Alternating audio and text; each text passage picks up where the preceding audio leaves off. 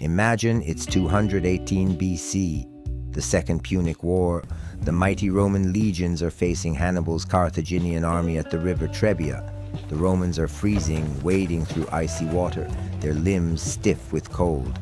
They can barely hold their swords. But Hannibal's men, they are warm, agile, ready to kill. Why? Because before the battle, they covered their bodies in olive oil. It wasn't just food, it was insulation, it was a weapon.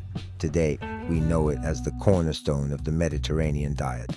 But the olive tree has been a companion to humanity for 6,000 years, from the tombs of pharaohs to the hills of Tuscany. Welcome to the true story of green gold. Let's dive in. Archaeology tells us olive production started nearly 6,500 years ago in the Near East.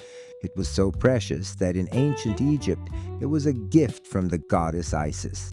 In the tomb of King Tutankhamun, they didn't just find gold, they found olive wreaths.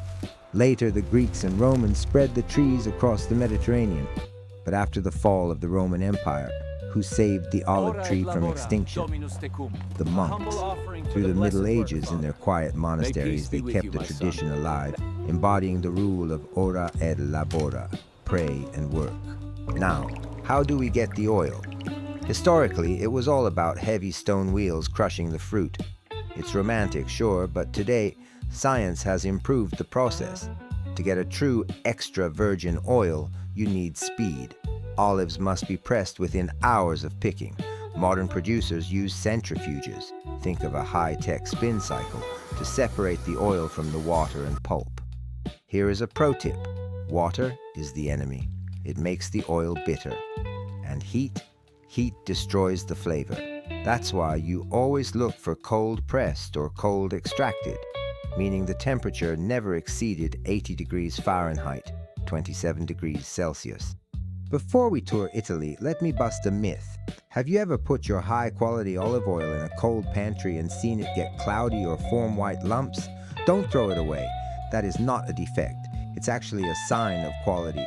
Real olive oil begins to crystallize around 45 to 50 degrees Fahrenheit, 8 to 10 degrees Celsius, because of its complex fatty acids. It just means it's natural.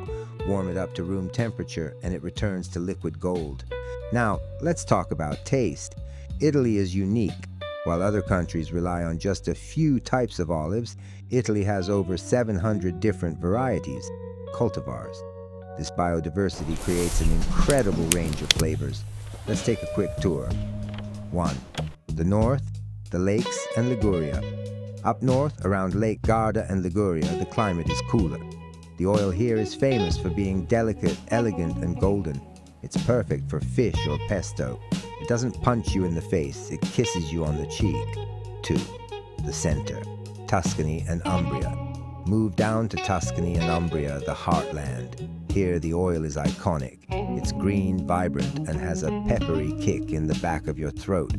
That burn? That's the polyphenols, antioxidants. It's not bad, it's healthy. This is the oil for a grilled steak or a hearty soup. 3. The south, Puglia, Calabria, Sicily, and finally the south. Puglia produces the most oil in Italy. Here and in Calabria and Sicily, you find ancient giant trees. The oils are robust, intense, often smelling of tomato vines or almonds.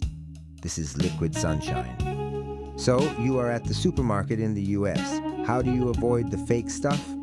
Look for these 3 letters, DOP or IGP. These are European certifications guaranteeing that the olives were grown and pressed in a specific region. If the bottle just says product of Italy, be careful. It might be a blend of oils from all over the Mediterranean, just bottled in Italy. And remember, light destroys oil. Always buy oil in dark glass bottles or tins, never in clear plastic. The olive tree is resilient. It survives droughts, fires, and centuries of history. It is a symbol of peace, but as we saw with Hannibal, it's also a source of power. Whether you like the delicate oil of the north or the spicy kick of the south, you are tasting thousands of years of history. If you want to know more about the dark side of food history, or maybe explore the sci-fi worlds of Asimov, make sure to subscribe. I'm starting a journey through everything I love, From Star Trek to Tuscany. See you in the next video. Based on clear quality indicators, products undergo strict regulatory checks and are then sealed for compliant distribution.